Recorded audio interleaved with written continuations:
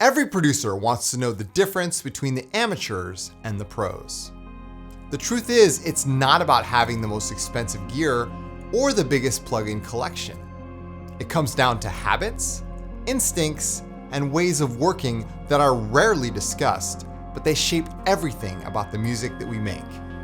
Professional producers operate with a different mindset, one that allows them to create effortlessly, stay true to their sound, and keep finishing tracks while others get stuck in the loop stage.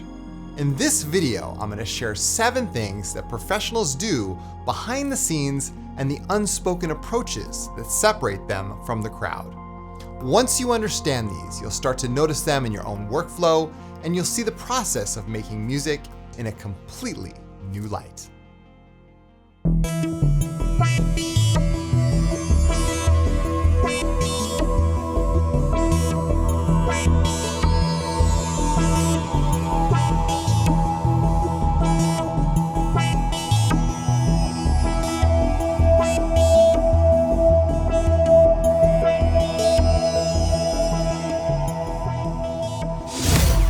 Okay, so we are here to talk about the 7 secrets that professional producers never talk about. You know, if I had a video like this when I was first starting out, I would have been a lot better off. I think I would have made a lot less mistakes. However, my goal with this video is just to bring awareness to these topics because awareness is a powerful tool. And once you're aware of these things, you can start to utilize them in your own productions. All right, so let's get started. Now, the first thing I have to say is we don't think, we just produce.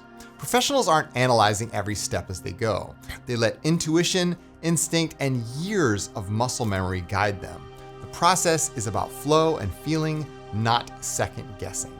Now, this is a big one, and this is why I put it first on the top, is that we don't even think when we're sitting down to produce. We just do things. So the act of producing now becomes a reflex rather than something we have to contemplate before we actually start. So I rarely see a professional producer who's even thinking about, oh, what tool am I gonna use? What, technique am I gonna look up today to learn? It's never that. It's always, I need to produce a track or I'm gonna just make music, and that's how it comes out. So, like I said, you let your intuition and your instinct and years of muscle memory just guide you, okay? They say experience is the best teacher, and I have to say, if you get to that point, when you get to that point, that's really what's gonna guide you towards those better, high quality, more professional sounding productions, is the act of producing without thinking. And this takes years of practice, of course, and experience. However, I know with time, you'll eventually get there, all right? So notice when you're starting to produce and you're not really just thinking about the process, you're just doing it. That's when you're in that flow state, and that's when the magic can start to happen, all right? So that's the first one, is we don't think, we just produce. All right, let's move on to number 2. Number 2 is we know our tools inside and out, all right? Instead of downloading every plugin, we master the ones that matter. Familiarity brings speed, confidence, and freedom. When inspiration strikes, we don't waste time scrolling menus. We already know how to pull the exact sound out of the tools that we love. Now, I get asked all the time, what tools are you using? What synths are your favorites? And I go back to maybe 4 or 5 synthesizers, and that's it. I don't stray beyond that. I rarely use or discover a new tool that really fits into my workflow. We have specific tools that we like to use, and that's what we go to all the time. So, as you get, more advanced in producing, I think you'll probably move from free to more paid options. And when you get to the paid options, you'll find the ones that really resonate with you, whether it's the UI or it's the sound of the plugin or just the way that it feels when you're, designing a preset. That's really what it comes down to, is feel and how it sounds when it comes out on the other end. A lot of people ask me, okay, so what's the difference between a free synthesizer and a paid one? What's the difference of the sound between Vital and Serum? You really just have to experience it for yourself. And once you get to know those tools so well, you won't really think about it anymore. You'll just grab for something when you need in a certain situation. The tools will become secondary to the vision that you have inside. So get to know your tools inside and out. I have a whole plugin folder, and I have a whole, separate secondary folder full of manuals that I've read front to back. And once I'm done reading the manual, I just start using the tool, and then it becomes integrated into the work that I do. So know your tools inside and out, and I think that will serve you a lot in the long run. All right, so number 3 is we rely on experience over constant new information. After years of work, pros built an internal library of knowledge. That reservoir of experience guides decisions without hesitation, and the wisdom we've collected over time becomes the most powerful tool in the studio. So like I said in number 1, experience is by far the best teacher. So we're not out there searching for new tutorials. We're relying on that internal library of knowledge to guide us towards making decisions in the studio. Now, this is something that really speaks to professional producers, is that you're just relying on that internal experience without thinking about, oh, what's the next technique that I need to learn, or what's the next tutorial that I need to watch. Now, eventually this comes with time and experience, but how do you gain experience if you don't have much time? I mean, these two things go hand in hand. So I highly encourage you to sort of gather knowledge and then use and apply that knowledge. And then the next time you go to approach a track, instead of searching for some inspiration, try just relying on what came before it and that internal library that you have inside to guide you towards a better track or a better overall result. So, eventually you'll get there. It takes a long time. I'm not saying this could happen overnight, but I'm not saying it's impossible either. So just try to rely on that internal compass, and in turn, you're gonna build your intuition, and that's gonna make you a better producer. All right, so that's number 3. Now, number 4 is we only use tools that speak to us, okay? A synth or effect has to inspire us, or it just doesn't get used. We're not swayed by marketing hype or trends. If a tool fits, it stays in the workflow. And if not, it gets cut. This keeps the creative process lean and meaningful without distraction. So like I said in the very beginning of this video, it's not about having the biggest plugin library, right? And I have a pretty big plugin library, but I'm always going through my plugins and saying, well, do I use this? Is this really important to me? Does it get used on a daily, weekly, or monthly basis? And if not, it gets removed, right? So constantly make decisions like that where you're sort of slimming down your process to only the tools that really inspire you. And this prevents the possibility of overwhelm and like you don't even know what to use in a specific situation.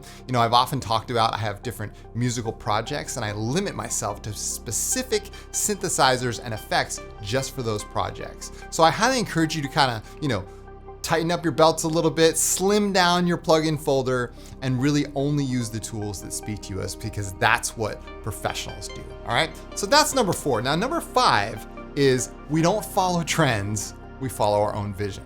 Okay, professional producers aren't looking sideways at what everyone else is doing. We trust our own musical voice and commit to it fully.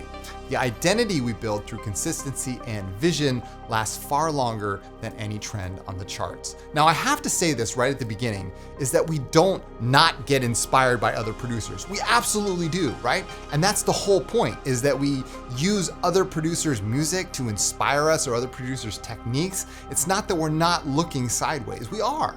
But at the same time, we're not trying to copy or imitate those trends just because that's what everyone else is doing. We're relying on our own musical vision and our own voices to guide us towards the result that we want to see inside of the studio. So even if this isn't you and you're still just kind of looking around and finding out what works for you, that's cool. But eventually you're going to say to yourself, what is my identity?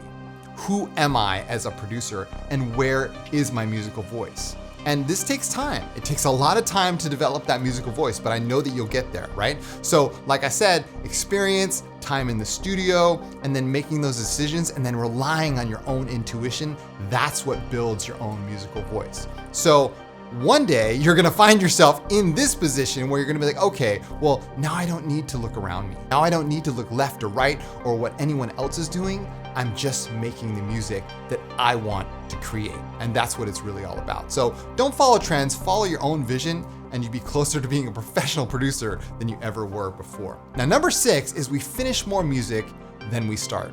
The defining difference between amateurs and pros is finishing. We push through the tedious parts of the process, make tough decisions, and bring tracks to completion. Finishing creates momentum, confidence, and growth in a way that half-done projects never can.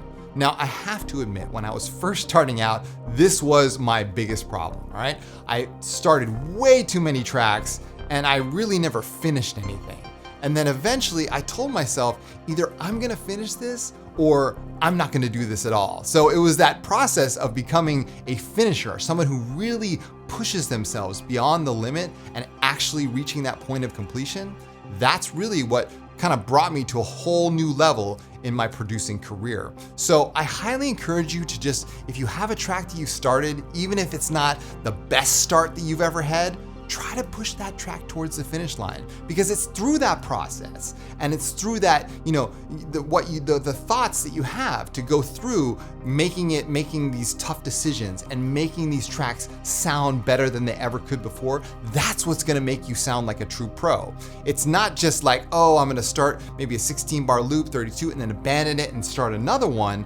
It's through that process of saying to yourself, what decisions do I need to make to push this track to the next level? And just when you think you finished, there's probably 5 more steps that you need to go through to take it to another level and another level until you finally get to this point where you're like, wow, now I have a track that was better than I ever thought it could possibly be. And this is something that professionals, when they're making a track, they don't think about, is this track gonna make it to the finish line or not? They get to the finish line no matter what, all right? So that's a huge difference between the amateur and the professional, is we're really constantly pushing ourselves towards the finish line with no hesitation.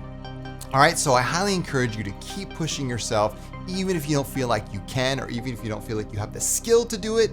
If you push yourself and actually release the track, get to the point where the track is done and then you release the track, it's gonna build more confidence that you have in the entire process. All right, so that's number 6. Now, finally, number 7 is we treat producing like a lifestyle, not just a hobby. Now, this isn't for everybody, but it's something that I really want you to think about as a sort of mindset that you can adopt, all right? Music is woven into everything that we do, not just like something that we squeeze in when we feel like it. We show up daily, we protect our creative time, and we build habits to keep the work consistent, okay? Inspiration is welcome when it comes, but discipline is what keeps the music flowing. Now, not everybody is a professional producer, but if you can adopt the mindset of a professional producer, that's what this point is about, okay? Because, you don't have to say to yourself, well, I just wanna make money from this music, or I just wanna release this and, gain a bunch of fans from this music. What you can do is say to yourself, well,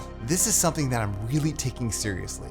And even if it is just a hobby, I'm gonna think like a professional producer. I'm gonna try to reach that level of being a professional producer. And if you do that, it's not gonna matter if it's a hobby or not. You're still gonna adapt the mindset, you're gonna adapt the experience level, and you're gonna adapt that final finished product of somebody who truly is a professional producer, all right? So don't just treat it like a hobby.